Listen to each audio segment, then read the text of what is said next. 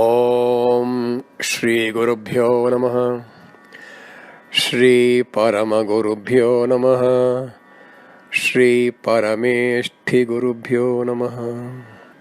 ದೇವಿ ಖಡ್ಗಮಾಲಾ ಮಂತ್ರದ ಮುಂದಿನ ಭಾಗ. ಅಲ್ಲಿ ಶ್ರೀಚಕ್ರದ ಇನ್ನುಳಿದ ಆವರಣಗಳ ಬಗ್ಗೆ ವಿವರಣೆಯನ್ನು ಕೊಟ್ಟಿದ್ದಾರೆ. ಕಾಮ, ಬುದ್ಧಿ, ಕಾಮಾಕರ್ಷಿಣಿ, ಬುದ್ಧಿಯಾಕರ್ಷಿಣಿ ಅಂತ ಹೇಳ್ತಾರ, ಅದನ್ನೇ ಮತ್ತೆ ಹೇಳಬೇಕು. ಕಾಮ, ಬುದ್ಧಿ, ಅಹಂಕಾರ, ಶಬ್ದ, ಸ್ಪರ್ಶ, ರೂಪ, ರಸ, ಗಂಧ, ಚಿತ್ತ, ಧೈರ್ಯ, ಸ್ಮೃತಿ, ನಾಮ, ಬೀಜ, ಆತ್ಮ, ಅಮೃತ, ಶರೀರ. ಇವೆಲ್ಲವುಗಳ ಅಮೃತಾಕರ್ಷಿಣಿ, ಶರೀರಾಕರ್ಷಿಣಿ ಅಂತ ಹೇಳಿದ್ದಾರೆ. ಇವೆಲ್ಲವುಗಳನ್ನು ಆಕರ್ಷಿಸ್ತಕ್ಕಂಥ 16 ಮಂದಿ ಚಂದ್ರಕಳಾದೇವಿಯರ ಸ್ವರೂಪಿಣಿಯಾಗಿರ್ತಕ್ಕಂಥವಳು ತ್ರಿಪುರ ಸುಂದರಿ. ಈ 16 ಚಂದ್ರಕಳಾದೇವಿಯರ ಸ್ವರೂಪಿಣಿ ತ್ರಿಪುರ ಸುಂದರಿ. ಈ ಚಂದ್ರಕಳಾದೇವಿಯರನ್ನ ಇವರು 16 ಮಂದಿ. ಹಾಗಾಗಿ 16 ನಿತ್ಯಾದೇವಿಯರೊಂದಿಗೆ ಇವರನ್ನು ಸಮೀಕರಿಸಬೇಕು. ಈ 16 ಚಂದ್ರಕಳಾದೇವಿಯರನ್ನ 16 ಮಂದಿ ದ್ವಿತಿನಿತ್ಯ ದೇವಿಯರೊಂದಿಗೆ ಸಮೀಕರಿಸಿದಾಗ ಕಾಮೇಶ್ವರಿ ಕಾಮವನ್ನು, ಭಗಮಾಲಿನಿ ಬುದ್ಧಿಯನ್ನು, ನಿತ್ಯಕ್ಲಿನ್ನೆ ದೇವಿ ಅಹಂಕಾರವನ್ನು, ಬೇರುಂಡೆಯು ಶಬ್ದವನ್ನು, ವಹ್ನಿವಾಸಿನಿಯು ಸ್ಪರ್ಶವನ್ನು, ಮಹಾವಜ್ರೇಶ್ವರಿಯು ರೂಪವನ್ನು, ಶಿವಾದೂತಿಯು ರಸವನ್ನು, ತ್ವರಿತೆಯು ಗಂಧವನ್ನು, ಕುಲಸುಂದರಿ ಚಿತ್ತವನ್ನು, ನಿತ್ಯೆಯು ಧೈರ್ಯವನ್ನು, ನೀಲ ಪತಾಕೆಯು ಸ್ಮೃತಿಯನ್ನು, ವಿಜಯೇ ಅಮವನ್ನು, ವಿಜಯಿಗೆ ನಾಮವನ್ನು ಸಮೀಕರಿಸಬೇಕು. ಸರ್ವಮಂಗಳೆಯು ಬೀಜವನ್ನು, ಜ್ವಾಲಾಮಾಲಿನಿಯು ಆತ್ಮವನ್ನು, ಚಿತ್ರೆಯು ಅಮೃತವನ್ನು ಮತ್ತು ಮಹಾನಿತ್ಯೆಯು ಆಕರ್ಷಣೆ ಮಾಡ್ತದ್ದು ಶರೀರವನ್ನು. ಶರೀರಾಕರ್ಷಿಣಿ ಮಹಾನಿತ್ಯೆ. ಆದರೆ ಇಲ್ಲಿ ಚಿತ್ರೆಯು ಆಕರ್ಷಣೆ ಮಾಡೋದು ಶರೀರಾಕರ್ಷಿಣಿ ಶರೀರವನ್ನು, ಮತ್ತು ಮಹಾನಿತ್ಯೆಯು ಅಮೃತವನ್ನು ಆಕರ್ಷಿಸ್ತಾಳೆ ಎನ್ನುವುದು ಹೆಚ್ಚು ಸೂಕ್ತ ಎನ್ನುವ ನನ್ನ ಅನಿಸಿಕೆಯನ್ನು ಕೂಡ ಇಲ್ಲಿ ನಾನು ಹಂಚಿಕೊಳ್ತಾ ಇದ್ದೇನೆ. ಚಿತ್ರೆಯು ಶರೀರಾಕರ್ಷಿಣಿ, ಮಹಾನಿತ್ಯೆಯು ಅಮೃತಾಕರ್ಷಿಣಿ. ಈ ಎಲ್ಲ ದೇವತೆಗಳ ಒಡತಿಯು ಸರ್ವಾಶಾ ಪರಿಪೂರಕ ಎನ್ನುವ ಹೆಸರಿನ ಶ್ರೀಚಕ್ರದ 2ನೇ ಆವರಣದ ಸ್ವಾಮಿನಿಯು ತಾಯಿ ತ್ರಿಪುರ ಸುಂದರಿ ನೀನೇ ಆಗಿರುವೆ. ಅನಂಗ ಎಂದರೆ ದೇಹವಿಲ್ಲದವನು ಅನ್ನುವ ಅರ್ಥ. ಮನ್ಮಥನನ್ನ ಅನಂಗ ಅಂತ ಕರೀತಾರೆ. ಅನಂಗ ಅಂದರೆ ಕಾಣದೇ ಇರತಕ್ಕಂಥದ್ದು, ಅದು ಕಾಣಲ್ಲ, ಅದು ಕೂಡ ಅನಂಗ. ಇಲ್ಲಿ ಹೇಳ್ತಾರೆ ಅನಂಗ ಕುಸುಮ, ಅನಂಗ ಮೇಖಲ.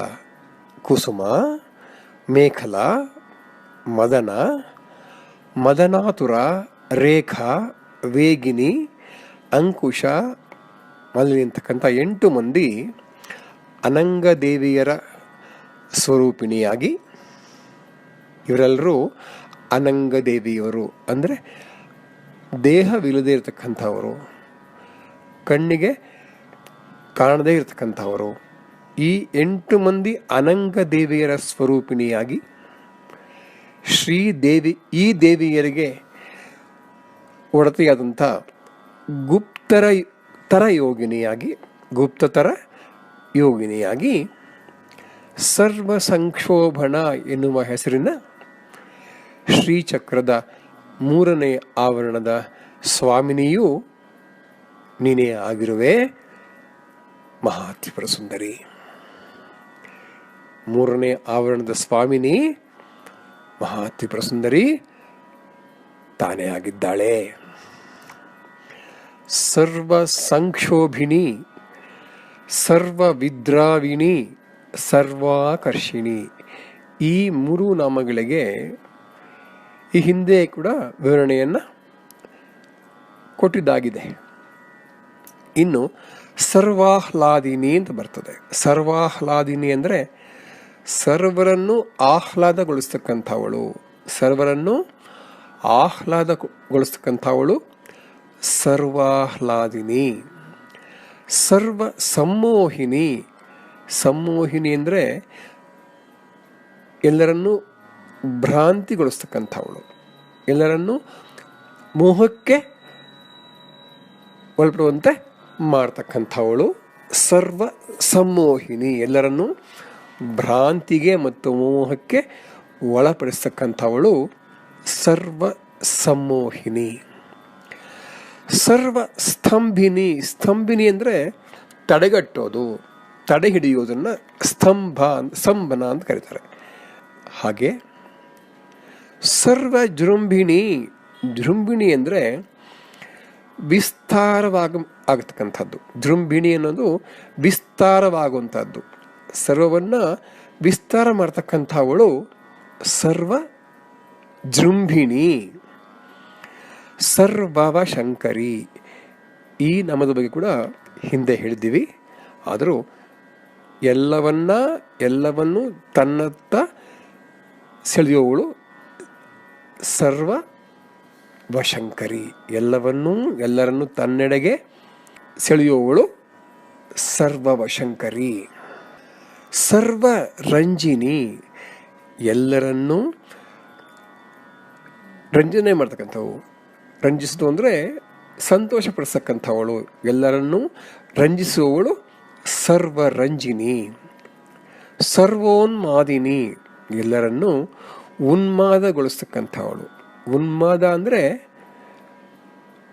ಅದೊಂದು ಮನಸ್ಸಿನ ಹುಚ್ಚು ಸ್ಥಿತಿ, ಉನ್ಮಾದತೆ ಅಂತಾರದನ್ನು, ಉನ್ಮಾದ ಅಂತಾರದನ್ನು. ಉನ್ಮಾದ ಅಂದರೆ ಭಾವೋದ್ವೇಗದ ಒಂದು ಸ್ಥಿತಿ, ಅದನ್ನು ಉನ್ಮಾದ ಅಂತ ಕರೀತಾರೆ. ಹಾಗಾಗಿ ಎಲ್ಲರನ್ನ ಉನ್ಮಾದಗೊಳಿಸ್ತಕ್ಕಂಥವಳು ತಾಯಿ. ಸರ್ವ ಅರ್ಥ ಸಾಧಿನಿ, ಎಲ್ಲವನ್ನು ಸಮೃದ್ಧವಾಗಿ ಇರಿಸ್ತಕ್ಕಂಥವಳು. ಸಂಪತ್ತು ಅಂದರೆ ಎಲ್ಲವೂ ಸಂಪತ್ತೆ, ಸಮೃದ್ಧವೂ ಸಂಪತ್ತೆ. ಎಲ್ಲವನ್ನೂ ಅರ್ಥ ಅಂದರೆ ಸಮೃದ್ಧ ಅಂತ ಅರ್ಥ, ಬರೀ ಹಣ ಅಂತ ಮಾತ್ರ ಅಲ್ಲ. ಸರ್ವ ಅರ್ಥ ಸಾಧಿನಿ, ಎಲ್ಲವನ್ನು ಸಮೃದ್ಧವಾಗಿ ಇರಿಸ್ತಕ್ಕಂಥವಳು. ಸರ್ವ ಸಂಪತ್ತಿ ಪೂರಿಣಿ, ಎಲ್ಲ ಸಂಪತ್ತುಗಳನ್ನು ಕೊಡ್ತಕ್ಕಂಥವಳು. ಎಲ್ಲ ಸಂಪತ್ತುಗಳು, ಆ ಒಂದು ದೊಡ್ಡ ಲಿಸ್ಟು ಸಂಪತ್ತು ಅಂದರೆ, ಆ ಎಲ್ಲ ಸಂಪತ್ತುಗಳನ್ನು ಕೊಡ್ತಕ್ಕಂಥವಳು ಮಹಾತ್ರಿಪುರ ಸುಂದರಿ. ಸರ್ವ ಮಂತ್ರಮಯಿ, ಎಲ್ಲ ಮಂತ್ರಗಳ ಆಗಿರ್ತಕ್ಕಂಥವಳು ಸರ್ವ ಮಂತ್ರಮಯಿ ಆಗಿದ್ದಾಳೆ. ಸರ್ವ ದ್ವಂದ್ವ ಕ್ಷಯಂಕರಿ, ಈ ದ್ವಂದ್ವ ಅನ್ನೋದು ನಮ್ಮನ್ನು ಸದಾ ಕಾಡ್ತದೆ. ಕೇವಲ ಆಧ್ಯಾತ್ಮಿಕ ಹಾದಿಯಲ್ಲ, ನಮ್ಮ ಪ್ರತಿನಿತ್ಯದ ವ್ಯವಹಾರದಲ್ಲಿ ಕೂಡ ಈ ದ್ವಂದ್ವ ಅನ್ನೋದು ನಮ್ಮನ್ನು ಕಾಡ್ತದೆ. ಇದು ಸರಿಯಾ, ಅದು ಸರಿಯಾ, ಇದು ಮಾಡಲಾ, ಅದು ಮಾಡಲಾ, ಈ ದ್ವಂದ್ವ ಇದೆಯಲ್ಲ, ಆ ದ್ವಂದ್ವವನ್ನು ತಾಯಿ ಹೋಗಲಾಡಿಸ್ತಾಳೆ ಮಹಾತ್ರಿಪುರ ಸುಂದರಿ. ಹಾಗೆ ಸರ್ವ ಸೌಭಾಗ್ಯ ಚಕ್ರ ಅನ್ನುವ ಹೆಸರಿನ ಶ್ರೀಚಕ್ರದ 4ನೆಯ ಆವರಣ ದೇವತೆಯಾಗಿ ಸಂಪ್ರದಾಯ ಯೋಗಿನಿಯಾಗಿರ್ತಕ್ಕಂಥವಳು ಮಹಾತ್ರಿಪುರ ಸುಂದರಿಯಾಗಿದ್ದಾಳೆ. ಸರ್ವ ಸಿದ್ಧಿಪ್ರದೇ, ಎಲ್ಲ ಸಿದ್ಧಿಗಳನ್ನು ಕೊಡ್ತಕ್ಕಂಥವಳು. ಈ ಸಿದ್ಧಿಗಳ ಬಗ್ಗೆ ನಾವು ಹಿಂದೆನೇ ತಿಳ್ಕೊಂಡಿದ್ದೀವಿ. ಅಣಿಮಾದಿ 8 ಸಿದ್ಧಿಗಳು, ಅಣಿಮಾದಿ 8 ಸಿದ್ಧಿಗಳನ್ನು ಕೊಡ್ತಕ್ಕಂಥವಳು. ಸರ್ವ ಸಂಪತ್ಪ್ರದೇ, ಎಲ್ಲ ಸಂಪತ್ತನ್ನು ಕೊಡ್ತಕ್ಕಂಥವಳು. ಸರ್ವ ಪ್ರಿಯಂಕರಿ, ಸರ್ವರನ್ನು ಪ್ರೀತಿಯಿಂದ ಪ್ರೇಮದಿಂದ ನೋಡ್ಕೊಳ್ತಕ್ಕಂಥವಳು ಸರ್ವ ಪ್ರಿಯಂಕರಿ, ಸರ್ವ ಮಂಗಳಕಾರಿಣಿ, ಎಲ್ಲ ಮಂಗಳವನ್ನು ಮಾಡ್ತಕ್ಕಂಥವಳು, ಎಲ್ಲವನ್ನೂ ಶುಭವಾಗಿ ಮಾಡ್ತಕ್ಕಂಥ, ಮಂಗಳ ಅಂದರೆ ಶುಭ ಅಂತ ಅರ್ಥ, ಸರ್ವವನ್ನು ಮಂಗಳಕರವಾಗಿ ಮಾಡ್ತಕ್ಕಂಥವಳು ತಾಯಿ ತ್ರಿಪುರ ಸುಂದರಿ. ಸರ್ವ ಕಾಮಪ್ರದೆ, ಎಲ್ಲ ಕಾಮನೆಗಳನ್ನು ಈಡೇರಿಸ್ತಕ್ಕಂಥವಳು ಸರ್ವ ಕಾಮಪ್ರದೆ. ಸರ್ವ ದುಃಖ ವಿಮೋಚಿನಿ, ನಮ್ಮ ಎಲ್ಲ ದುಃಖಗಳನ್ನು ವಿಮೋಚನೆ ಮಾಡ್ತಕ್ಕಂಥವಳು. ಸರ್ವ ಮೃತ್ಯು ಪ್ರಶಮನಿ, ಎಲ್ಲ ಮೃತ್ಯುಗಳನ್ನು ಪ್ರಶಮನ ಮಾಡ್ತಕ್ಕಂಥವಳು, ಬರದಂಗೆ ನೋಡ್ಕೊತಕ್ಕಂಥವಳು. ಸರ್ವ ವಿಘ್ನ ನಿವಾರಿಣಿ, ವಿಘ್ನಗಳು ಅಂದರೆ ತೊಂದರೆ ಅಲ್ಲ, ಎಲ್ಲಕ್ಕೂ ಅಡೆತಡೆಗಳು. ಏನಾದರೂ ಮಾಡ್ಬೇಕಾದ್ರೆ ಅದಕ್ಕೆ ಬರ್ತಕ್ಕಂಥ ವಿಘ್ನಗಳು ಅಂತೀವಿ, ಅಡೆತಡೆಗಳು, ಅವನ್ನ ನಿವಾರಣೆ ಮಾಡ್ತಕ್ಕಂಥವಳು. ಸರ್ವಾಂಗ ಸುಂದರಿ, ಎಲ್ಲ ಅಂಗಗಳು ಸೌಂದರ್ಯವಾಗಿರ್ತಕ್ಕಂಥವಳು ಸರ್ವಾಂಗ ಸುಂದರಿ. ಎಲ್ಲ ಅಂಗಗಳು ಕೂಡ ಸೌಂದರ್ಯವಾಗಿರ್ತಕ್ಕಂಥವಳು ಸರ್ವಾಂಗ ಸುಂದರಿ. ಸರ್ವ ಸೌಭಾಗ್ಯದಾಯಿನಿ, ಎಲ್ಲ ಸೌಭಾಗ್ಯಗಳನ್ನು ಕೊಡ್ತಕ್ಕಂಥವಳು. ಸೌಭಾಗ್ಯ, ಎಷ್ಟೊಂದು ಸೌಭಾಗ್ಯಗಳು, ನಾವು ಏನೆಲ್ಲ ಬಯಸ್ತೀವೋ ಅವೆಲ್ಲ ಸೌಭಾಗ್ಯಗಳೇ. ಗೃಹ ಸೌಭಾಗ್ಯ, ಪತ್ನಿ ಸೌಭಾಗ್ಯ, ಪತಿ ಸೌಭಾಗ್ಯ, ಸಂತಾನ ಸೌಭಾಗ್ಯ, ಅರ್ಥ ಸೌಭಾಗ್ಯ, ಅಧಿಕಾರ ಸೌಭಾಗ್ಯ, ಹೇಳ್ತಾ ಹೋಗ್ಬೋದು. ಹಾಗೆಯೇ ಆಧ್ಯಾತ್ಮಿಕ ಸೌಭಾಗ್ಯವೂ ಹೌದು. ಜೀವಾತ್ಮನನ್ನು ಪರಮಾತ್ಮನೊಟ್ಟಿಗೆ ಐಕ್ಯಗೊಳಿಸಿ ಪಡುವಂತಹ ಆನಂದ ಕೂಡ, ಅದು ಕೂಡ ಸೌಭಾಗ್ಯವೇ. ಆ ಸೌಭಾಗ್ಯವನ್ನು ಕೊಡ್ತಕ್ಕಂಥವಳು ಈ ಮಹಾ ತ್ರಿಪುರ ಸುಂದರಿ. ಸರ್ವಾರ್ಥ ಸಾಧಕ ಚಕ್ರ, ಸರ್ವಾರ್ಥ ಸಾಧಕ ಚಕ್ರ ಅನ್ನೋ ಹೆಸರಿನ ಶ್ರೀಚಕ್ರದ 5ನೆಯ ಆವರಣದ ದೇವತೆಯಾಗಿದ್ದಾಳೆ. ಈಕೆ ಕುಲೋತ್ತೀರ್ಣ ಯೋಗಿನಿ. ಕುಲೋತ್ತೀರ್ಣ, ಕುಲದಲ್ಲಿ ಉತ್ತೀರ್ಣಲಾಗಿರ್ತಕ್ಕಂಥವಳು, ಎಲ್ಲ ವರ್ಗದಲ್ಲೂ ಉತ್ತೀರ್ಣ ಆಗಿರ್ತಕ್ಕಂಥವಳು.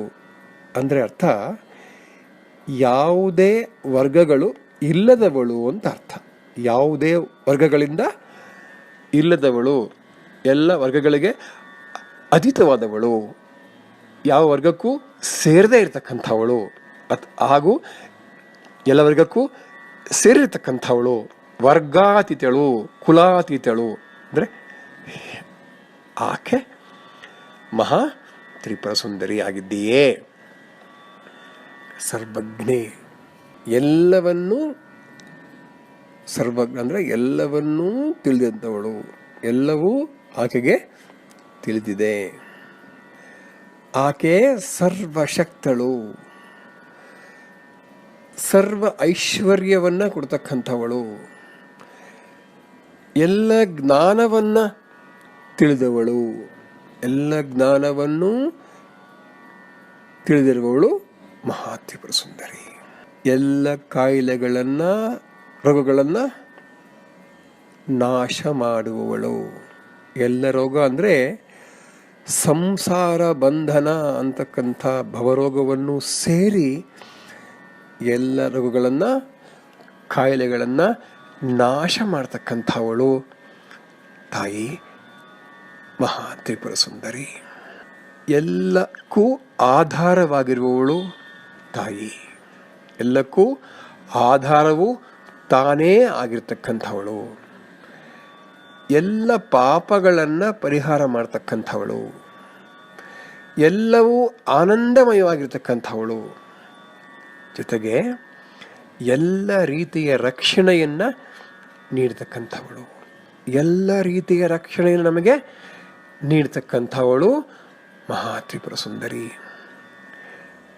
ಎಲ್ಲ ಇಚ್ಛಿತ ಫಲಗಳನ್ನು ನೀಡ್ತಕ್ಕಂಥವಳು ಈ ತಾಯಿ. ಸರ್ವ ರಕ್ಷಾಕರ ಚಕ್ರ ಎಂಬ ಹೆಸರಿನ ಶ್ರೀಚಕ್ರದ 6ನೆಯ ಆವರಣದ ದೇವತೆಯಾಗಿ ನಿಗರ್ಭ ಯೋಗಿನಿ ಆಗಿದ್ದಾಳೆ. ನಿಗರ್ಭ ಅಂದರೆ ಗರ್ಭಸ್ಥ ಮಗು ಅಂತ. ಮಗು ಗರ್ಭದಲ್ಲಿದ್ದರೆ ಅದಕ್ಕೆ ನಿಗರ್ಭ ಅಂತಾರೆ. ಅದನ್ನು ರಕ್ಷಿಸುವ ಯೋಗಿನಿ ಎನ್ನುವುದು ಈ ಪದದ ಅರ್ಥ. ಆದರೂ ಕೂಡ ರಹಸ್ಯಗಳನ್ನು ರಕ್ಷಿಸ್ತಕ್ಕಂಥ ಯೋಗಿನಿ. ಮಂತ್ರತಂತ್ರಗಳಲ್ಲಿ ರಹಸ್ಯ ಅಡಗಿದೆ. ಆ ರಹಸ್ಯಗಳನ್ನು ರಕ್ಷಿಸ್ತಕ್ಕಂಥ, ರಹಸ್ಯಗಳನ್ನು ಹೊಂದಿರತಕ್ಕಂಥ ಮತ್ತು ರಕ್ಷಿಸ್ತಕ್ಕಂಥ ಯೋಗಿನಿ ಅನ್ನೋದು ಸರಿಯಾದ ಅರ್ಥ. ಇವೆಲ್ಲವೂ ಮಹಾತ್ರಿಪುರ ಸುಂದರಿ ನೀನೇ ಆಗಿರುವೆ. ವಶಿನಿ, ಕಾಮೇಶ್ವರಿ, ಮೋದಿನಿ, ವಿಮಲೆ, ಅರುಣೆ, ಜಯಿನಿ, ಸರ್ವೇಶ್ವರಿ, ಕೌಳಿನಿ. ಇವರು ವಶಿನ್ಯಾದಿ ವಾಗ್ದೇವತೆಯರು. ನಮಗೆ ಗೊತ್ತು, ಲಲಿತಾ ಶಾಸ್ತ್ರ ಮಾಡ್ಬೇಕಾದ್ರೆ ವಶಿನ್ಯಾದಿ ವಾಗ್ದೇವತಾ ಋಷಯ ಅಂತ ಹೇಳ್ತೀವಿ. ಅಂದರೆ ಈ ವಶಿನ್ಯಾದಿ 8 ವಾಗ್ದೇವತೆಯರು ಲಲಿತಾ ಸಹಸ್ರನಾಮವನ್ನು ಆ ಮಹಾತಾಯ ಇಚ್ಛೆಯಂತೆ ರಚನೆ ಮಾಡಿದರು ಅನ್ನೋದೇ ಲಲಿತಾ ಸಹಸ್ರನಾಮದಲ್ಲಿ ಬರ್ತಕ್ಕಂಥ ವಿಷಯ. ಈ 8 ವಾಗ್ದೇವತೆಗಳನ್ನು ಇಲ್ಲಿ ಹೇಳಿದ್ದಾರೆ. ವಶಿನಿ, ಎಲ್ಲವನ್ನೂ ನಿಯಂತ್ರಣ ಮಾಡತಕ್ಕಂಥವಳು ವಶಿನಿ. ಎಲ್ಲವನ್ನು ವ್ಯಕ್ತ ಮಾಡ್ತಕ್ಕಂಥವಳು ಕಾಮೇಶ್ವರಿ. ವ್ಯಕ್ತಪಡಿಸುವವಳು, ಎಲ್ಲವನ್ನೂ ವ್ಯಕ್ತವಾಗುವಂತೆ ಮಾಡ್ತಕ್ಕಂಥವಳು ಕಾಮೇಶ್ವರಿಯಾಗಿದ್ದಾಳೆ. ಆನಂದವನ್ನು ಕೊಡ್ತಕ್ಕಂಥವಳು ಮೋದಿನಿ. ವಿಮಲೆ ವಾಗ್ದೇವತೆ, ಆಕೆ ಕಲ್ಮಶರಹಿತಳು, ಕಲ್ಮಶವಿಲ್ಲದವಳು ವಿಮಲೆ ವಾಗ್ದೇವತೆ. ಅರುಣಾ ವಾಗ್ದೇವತೆಯು ಭಾವೋದ್ರೇಕ ಮತ್ತು ಅನುರಾಗವನ್ನು ಕೊಡ್ತಕ್ಕಂಥವಳು ಅರುಣಾ ವಾಗ್ದೇವತೆ. ನಮ್ಮ ಭಾವೋದ್ವೇಗಗಳಿಗೆ ಮತ್ತು ಅನುರಾಗ ನಮಗಿದೆ, ನಮಗೆ ಭಾವೋದ್ವೇಗ ಆಗಿದೆ ಅಂದರೆ ಅಲ್ಲಿ ಅರುಣಾ ವಾಗ್ದೇವತೆಯ ಕೆಲಸ ಅದು. ಅದನ್ನು ಆಕೆ ಮಾಡಿರ್ತಾಳೆ. ಎಲ್ಲದರಲ್ಲಿಯೂ ಎಲ್ಲ ಕಡೆಯೂ ಜಯವನ್ನು ಕೊಡ್ತಕ್ಕಂಥ ವಾಗ್ದೇವತೆ ಜೈನಿ ವಾಗ್ದೇವತೆ. ಸರ್ವೇಶ್ವರಿ ವಾಗ್ದೇವತೆ ಎಲ್ಲವನ್ನೂ ನಿಯಂತ್ರಣಕ್ಕೆ ತರುವವಳು ಸರ್ವೇಶ್ವರಿ. ಸರ್ವವನ್ನು ನಿಯಂತ್ರಣ ಮಾಡ್ತಕ್ಕಂಥವಳು ಸರ್ವೇಶ್ವರಿ ವಾಗ್ದೇವತೆ. ಎಲ್ಲೆಲ್ಲಿಯೂ ಆನಂದವನ್ನೇ ಅನುಭವಿಸ್ತಾ ನಮಗೂ ಆ ಆನಂದವನ್ನು ಹಂಚ್ತಾ ಇರ್ತಕ್ಕಂಥವಳು ಕೌಳಿನಿ ವಾಗ್ದೇವತೆ.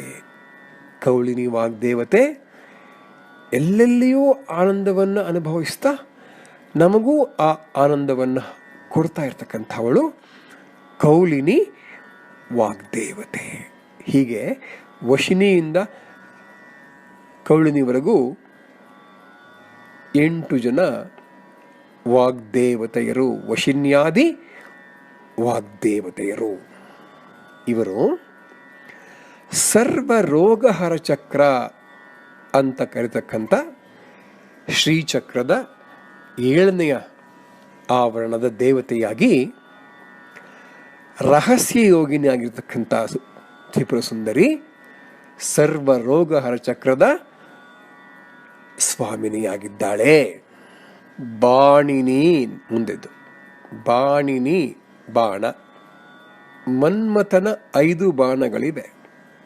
ಅವನ ಬಾಣಗಳು ಶಬ್ದ, ಸ್ಪರ್ಶ, ರೂಪ, ರಸ, ಗಂಧ ಅನ್ನಕ್ಕಂಥ ಪಂಚಬಾಣಗಳನ್ನು, ಅದು ಮನ್ಮಥನ ಬಾಣಗಳು. ಆ ಬಾಣಗಳನ್ನು ಈ ತಾಯಿ ಹೊಂದಿದ್ದಾಳೆ ಬಾಣಿನಿಯಾಗಿ. ಕಬ್ಬಿನ ಜಲ್ಲೆಯ ಬಾಣವನ್ನು ಹಿಡಿದಿರೋಳು ಚಾಪಿನಿ. ಪಾಶಿನಿ ಅಂದರೆ ಪಾಶವನ್ನು ಹಿಡಿದವಳು. ಪಾಶ ಅಂತಕ್ಕಂಥದ್ದು ಹಗ್ಗದ ಗಂಟು. ಅದನ್ನು ಯಮನ ಪಾಶ ಅಂದರೆ ಪಾಶ ಹಾಕಿ ಯಮ ನಮ್ಮನ್ನು ಕೊಂಡೊಯ್ತಾನೆ ಅಂತಕ್ಕಂಥ ನಂಬಿಕೆ ನಮಗಿದೆ. ಅದು ಪಾಶ. ಹಾಗೆ ಪಾಶ ಅನ್ಲಿಕ್ಕೆ ಇನ್ನೊಂದು ಅರ್ಥ, ಪ್ರೀತಿ ಪ್ರೇಮಗಳಲ್ಲಿ ನಾವು ಬಂಧನಕ್ಕೊಳಗಾಗಿದ್ದೇವೆ, ಆ ಬಂಧನದಿಂದ ನಮ್ಮನ್ನು ಬಿಡಿಸ್ತಕ್ಕಂಥವಳು ಅಂತ ಕೂಡ ಅರ್ಥ ಮಾಡ್ಕೋಬೋದು. ಪ್ರೀತಿ ಪ್ರೇಮಗಳಂತಕ್ಕಂಥ ಸಂಸಾರದಲ್ಲಿ ನಾವು ಆ ಬಂಧನಕ್ಕೆ ಒಳಗಾಗಿದ್ದೇವೆ, ಆ ಬಂಧನದಿಂದ ಬಿಡಿಸ್ತಕ್ಕಂಥವಳು ಅಂತಲೂ ಅರ್ಥ ಮಾಡ್ಕೋಬೋದು. ಈ ಪ್ರೀತಿ ಪ್ರೇಮಗಳು ಮನುಷ್ಯನ ಅತ್ಯುತ್ತಮ ಗುಣಗಳು, ಅವಿರಬೇಕು.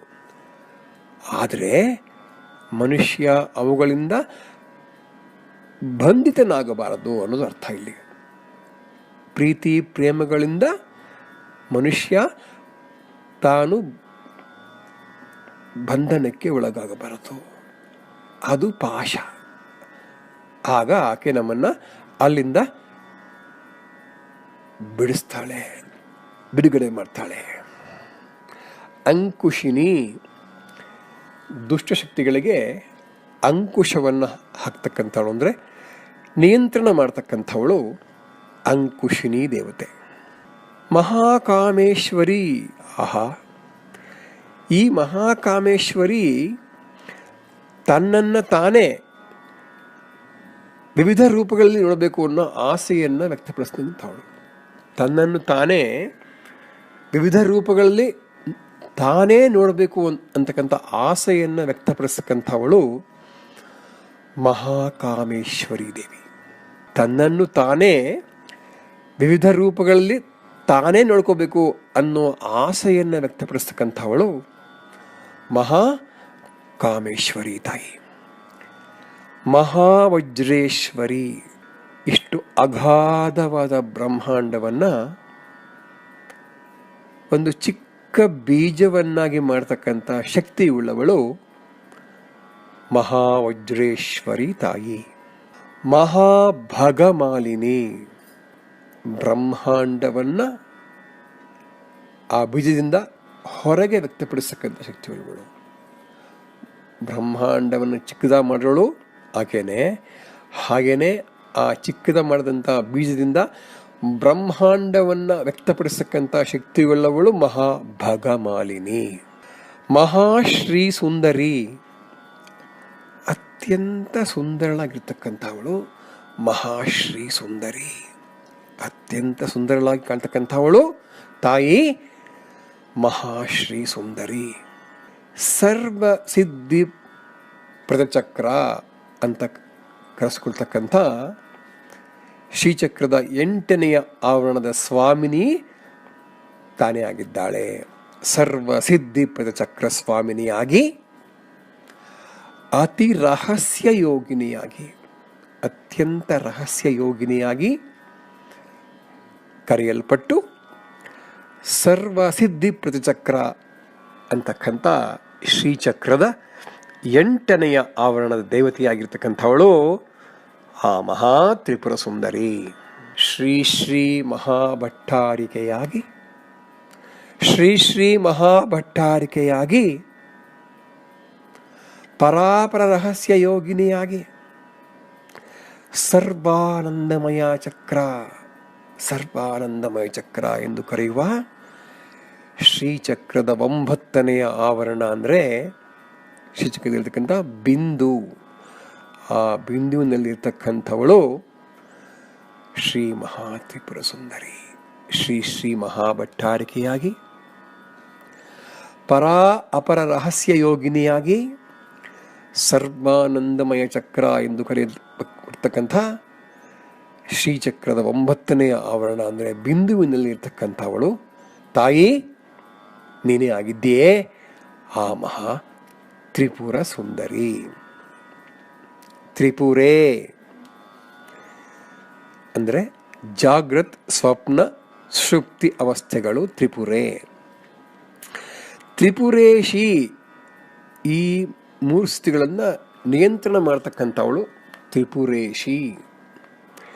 ತ್ರಿಪುರ ಸುಂದರಿ, ಈ 3 ಸ್ಥಿತಿಗಳಲ್ಲಿ ಅತ್ಯಂತ ಸುಂದರವಾಗಿರ್ತಕ್ಕಂಥವಳು. ಜಾಗೃತ್ ಸ್ವಪ್ನ ಸುಷುಪ್ತಿ ಅವಸ್ಥೆಗಳಲ್ಲಿ ಕೂಡ ಅತ್ಯಂತ ಸುಂದರವಾಗಿರ್ತಕ್ಕಂಥವಳು ತ್ರಿಪುರ ಸುಂದರಿ. ತ್ರಿಪುರವಾಸಿನಿ, ಈ 3 ಸ್ಥಿತಿಗಳಲ್ಲಿ ಜಾಗೃತ್ ಸ್ವಪ್ನ ಸುಷುಪ್ತ ಅವಸ್ಥೆಗಳಲ್ಲಿ ಇರ್ತಕ್ಕಂಥವಳು, ವಾಸ ಮಾಡ್ತಕ್ಕಂಥವಳು ತ್ರಿಪುರವಾಸಿನಿ. ತ್ರಿಪುರಾಶ್ರೀ ಈ ಜಾಗೃತ ಸ್ವಪ್ನ ಸುಷುಪ್ತಿ ಅವಸ್ಥೆಗಳಲ್ಲಿ ಸಮೃದ್ಧಿಯನ್ನು ಕೊಡ್ತಕ್ಕಂಥವಳು ತ್ರಿಪುರಾಶ್ರೀ. ತ್ರಿಪುರ ಮಾಲಿನಿ. ಈ ಮೂರು ಸ್ಥಿತಿಗಳನ್ನು, ಜಾಗೃತ ಸ್ವಪ್ನ ಸುಷುಪ್ತಿ ಅವಸ್ಥೆಗಳನ್ನು ಅನುಕ್ರಮವಾಗಿ ಎಲ್ಲರೂ ಅನುಭವಿಸುವಂತೆ ಮಾಡ್ತಕ್ಕಂಥವಳು ತ್ರಿಪುರ ಮಾಲಿನಿ. ಅಂದರೆ ನಮ್ಮ ಜಾಗೃತ ಅವಸ್ಥೆ, ಸ್ವಪ್ನಾವಸ್ಥೆ ಮತ್ತು ಸುಷುಪ್ತಿ ಅವಸ್ಥೆಗಳನ್ನು ನಮ್ಮ ಅನುಭವಕ್ಕೆ ಕೊಡ್ತಕ್ಕಂಥವಳು ತ್ರಿಪುರ ಮಾಲಿನಿ ದೇವತೆ.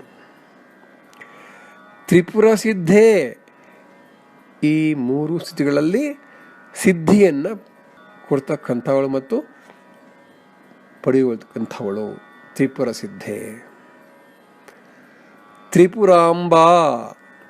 ಬ್ರಹ್ಮಾಂಡದ ಅನುಭವವನ್ನು ಈ ಮೂರು ಸ್ಥಿತಿಗಳಲ್ಲಿ ಪಡೆಯುವವಳು ಅಥವಾ ನಮಗೆ ಕೊಡ್ತಕ್ಕಂಥವಳು ತ್ರಿಪುರಾಂಬ. ಬ್ರಹ್ಮಾಂಡದ ಅನುಭವವನ್ನು ಜಾಗೃತ ಸ್ವಪ್ನ ಸುಷುಪ್ತಾವಸ್ಥೆಗಳಲ್ಲಿ ನಮಗೆ ಕೊಡ್ತಕ್ಕಂಥವಳು ಹಾಗೂ ತಾನು ಆ ಅನುಭವವನ್ನು ಪಡೆಯುವವಳಾಗಿದ್ದಾಳೆ ತ್ರಿಪುರಾಂಬ. ಮಹಾಮಹೇಶ್ವರಿ. ಬ್ರಹ್ಮಾಂಡವನ್ನು ನಿಯಂತ್ರಿಸತಕ್ಕಂಥವಳು, ಬ್ರಹ್ಮಾಂಡವನ್ನು ನಿಯಂತ್ರಿಸುವವಳು ಮಹಾಮಹೇಶ್ವರಿ. ಮಹಾಮಹಾರಾಜ್ಞಿ. ಬ್ರಹ್ಮಾಂಡಕ್ಕೆ ಚಕ್ರವರ್ತಿನಿಯಾಗಿರ್ತಕ್ಕಂಥವಳು. ಮಹಾಮಹಾಶಕ್ತೆ. ಬ್ರಹ್ಮಾಂಡದ ಮಹಾಶಕ್ತಿಯು ತಾಯಿಯಾಗಿದ್ದಾಳೆ. ಮಹಾಮಹಾಗುಪ್ತೆ. ಬ್ರಹ್ಮಾಂಡದ ರಹಸ್ಯವನ್ನು ತನ್ನಲ್ಲಿ ಇಟ್ಟುಕೊಂಡಿರ್ತಕ್ಕಂಥವಳು. ಬ್ರಹ್ಮಾಂಡದ ರಹಸ್ಯವನ್ನು ತನ್ನಲ್ಲಿ ಇಟ್ಟುಕೊಂಡಿರ್ತಕ್ಕಂಥವಳು ಮಹಾಮಹಾಗುಪ್ತೆ. ಮಹಾಮಹಾಜ್ಞಪ್ತೆ. ಬ್ರಹ್ಮಾಂಡದಲ್ಲಿರ್ತಕ್ಕಂಥ ಎಲ್ಲವನ್ನೂ ತನ್ನ ನೆನಪಿನಲ್ಲಿ ಇಟ್ಟುಕೊಂಡಿರ್ತಕ್ಕಂಥ ತಾಯಿ ಮಹಾಮಹಾಜ್ಞಪ್ತೆ. ಮಹಾಮಹಾನಂದೆ. ಬ್ರಹ್ಮಾಂಡದ ಆತ್ಮಾನಂದವೇ ತಾನೇ ಆಗಿರ್ತಕ್ಕಂಥವಳು ಮಹಾಮಹಾನಂದೆ. ಮಹಾಮಹಾನಂದೆ. ಬ್ರಹ್ಮಾಂಡದ ಆತ್ಮಾನಂದವೇ ತಾನಾಗಿರ್ತಕ್ಕಂಥವಳು ಮಹಾಮಹಾನಂದೆ. ಮಹಾಮಹಾಸ್ಕಂಧೆ. ಸ್ಕಂಧೆ ಅದು ದ ಅಲ್ಲ, ಒಟ್ಟು ಗೊತ್ತು ದ. ಮಹಾಮಹಾಸ್ಕಂಧೆ. ಬ್ರಹ್ಮಾಂಡಕ್ಕೆ ಆಧಾರವಾಗಿರ್ತಕ್ಕಂಥವಳು. ಬ್ರಹ್ಮಾಂಡಕ್ಕೆ ಆಧಾರವಾಗಿರ್ತಕ್ಕಂಥವಳು ಮಹಾಮಹಾಸ್ಕಂಧೆ. ಮಹಾಮಹಾಶಯೇ. ಬ್ರಹ್ಮಾಂಡದ ಅಭಿವ್ಯಕ್ತಿಯೇ ತಾನಾಗಿರ್ತಕ್ಕಂಥವಳು. ಬ್ರಹ್ಮಾಂಡವನ್ನು ಅಭಿವ್ಯಕ್ತಿಗೊಳಿಸಿದ್ರೆ ಅದು ಯಾರು? ತಾಯಿಯೇ. ಬ್ರಹ್ಮಾಂಡದ ಅಭಿವ್ಯಕ್ತಿಯೇ ತಾನಾಗಿರ್ತಕ್ಕಂಥವಳು ಮಹಾಮಹಾಶಯೇ. ಮಹಾಮಹಾಶಿಚಕ್ರ ನಗರ ಸಾಮ್ರಾಜ್ಞಿ. ನಮಸ್ತೆ ನಮಸ್ತೆ ನಮಸ್ತೆ ನಮಃ. ಮಹಾಮಹಾಶಿಚಕ್ರ ನಗರ ಸಾಮ್ರಾಜ್ಞಿ. ನಮಸ್ತೆ ನಮಸ್ತೆ ನಮಸ್ತೆ ನಮಃ. ಬ್ರಹ್ಮಾಂಡದ ಅತೀಂದ್ರಿಯ ಪ್ರಜ್ಞೆಯೇ ಆಗಿರುವ, ಬ್ರಹ್ಮಾಂಡದ ಅತೀಂದ್ರಿಯ ಪ್ರಜ್ಞೆಯೇ ಆಗಿರುವ ಶ್ರೀಚಕ್ರದ ಚಕ್ರವರ್ತಿನಿಯಾಗಿರೋಳು ತಾಯೇ ನೀನೇ. ಬ್ರಹ್ಮಾಂಡದ ಅತೀಂದ್ರಿಯ ಪ್ರಜ್ಞೆಯೇ ಆಗಿರುವ ಶ್ರೀಚಕ್ರದ ಚಕ್ರವರ್ತಿನಿಯಾಗಿರ್ತಕ್ಕಂಥ ತಾಯಿ ನೀನೇ ಆಗಿದ್ದೀಯೇ. ನಿನಗೆ ನಮಸ್ಕಾರಗಳು, ನಮಸ್ಕಾರಗಳು ಮತ್ತು ನಮಸ್ಕಾರಗಳು. ಇದು ಶ್ರೀದೇವಿ ಖಡ್ಗಮಾಲಾ ಮಂತ್ರ. ತ್ರಿಪುರ ಅನ್ನುವ ಪದಕ್ಕೆ ಇನ್ನಷ್ಟು ಅರ್ಥಗಳನ್ನು ಕೊಡ್ತಕ್ಕಂಥ ಪ್ರಯತ್ನವನ್ನು ನಾವು ಮಾಡಲೇಬೇಕು. ತ್ರಿಪುರ ಅಂದರೆ ಜಾಗೃತ್ ಸ್ವಪ್ನ ಸುಷುಪ್ತ ಅವಸ್ಥೆಗಳು ಅಂತ ನಾವು ಹಿಂದೆ ತಿಳ್ಕೊಂಡಿದ್ದೀವಿ. ಇದು ತ್ರಿಪುರ ಅಂತ. ಇದಲ್ಲದೆ ಮೂರು ಗುಣಗಳು, ಸಾತ್ವಿಕ, ರಜಸಿಕ ಮತ್ತು ತಾಮಸಿಕ ಗುಣಗಳು, ಅವು ಕೂಡ ತ್ರಿಪುರವೇ. ಮೂರು ಕಾಲಗಳು, ಭೂತ, ವರ್ತಮಾನ ಮತ್ತು ಭವಿಷ್ಯತ್ ಕಾಲಗಳು ಕೂಡ ತ್ರಿಪುರವೇ. ಮೂರು ದೇಹಗಳು, ಸ್ಥೂಲ, ಸೂಕ್ಷ್ಮ ಮತ್ತು ಕಾರಣ ದೇಹಗಳು ಕೂಡ ತ್ರಿಪುರನೇ. ಮೂರು ಶಕ್ತಿಗಳು, ಇಚ್ಛಾಶಕ್ತಿ, ಜ್ಞಾನಶಕ್ತಿ ಮತ್ತು ಕ್ರಿಯಾಶಕ್ತಿಗಳು ಕೂಡ ತ್ರಿಪುರವೇ, ಮೂರು ಪುರಗಳೇ. ಹಾಗೆಯೇ ಮೂರು ಪ್ರಮುಖ ನಾಡಿಗಳು, ಇಡ, ಪಿಂಗಳ ಮತ್ತು ಸುಷುಮ್ನಾ ನಾಡಿಗಳು, ಇವು ಕೂಡ ತ್ರಿಪುರಗಳೇ. ಹೀಗೆ ಇವೆಲ್ಲವೂ ತ್ರಿಪುರಗಳೇ. ಇಲ್ಲಿ ತ್ರಿಪುರ ಅಂದಾಗ ಬರೀ ಅಷ್ಟನ್ನೇ ಅಂದ್ಕೊಳ್ಳದೆ ಇವೆಲ್ಲವನ್ನು ನಾವು ಕಲ್ಪನೆ ಮಾಡಿಕೊಂಡಾಗ ನಿಜವಾದ ತ್ರಿಪುರ ಸುಂದರಿಯನ್ನು ನಾವು ಧ್ಯಾನ ಮಾಡ್ದಂಗೆ ಆಗ್ತದೆ. ಶ್ರೀ ದೇವಿ ಖಡ್ಗಮಾಲಾ ಮಂತ್ರ ಇದೆಯಲ್ಲ, ಹಾಗೆಯೇ ಶ್ರೀ ರುದ್ರಯಾಮಳದಲ್ಲಿ ಶ್ರೀ ದಕ್ಷಿಣ ಕಾಳಿ ಖಡ್ಗಮಾಲಾ ಮಂತ್ರ ಕೂಡ ಇದೆಯಂತೆ. ದಕ್ಷಿಣ ಕಾಳಿ ಖಡ್ಗಮಾಲಾ ಮಂತ್ರ ಸಹ ಇದೆ. ಅದು ದಕ್ಷಿಣ ಕಾಳಿ ಉಪಾಸಕರು ಮಾತ್ರವೇ ಹೇಳುವಂಥದ್ದು. ಇದರ ಬಗ್ಗೆ ನಮಗೆ ಮಾಹಿತಿ ಇರ್ಬೋದು, ಆದರೆ ಅದರ ಪಾರಾಯಣ ಮಾಡಲಿಕ್ಕೆ ಅವರು ದಕ್ಷಿಣ ಕಾಳಿ ಉಪಾಸಕರೇ ಆಗಿರಬೇಕು ಮತ್ತು ಆ ಬಗ್ಗೆ ಗುರುಗಳಿಂದ ಉಪದೇಶವನ್ನು ಪಡೆದಿರಬೇಕು. ಓಂ ಶಾಂತಿ ಶಾಂತಿ ಶಾಂತಿ.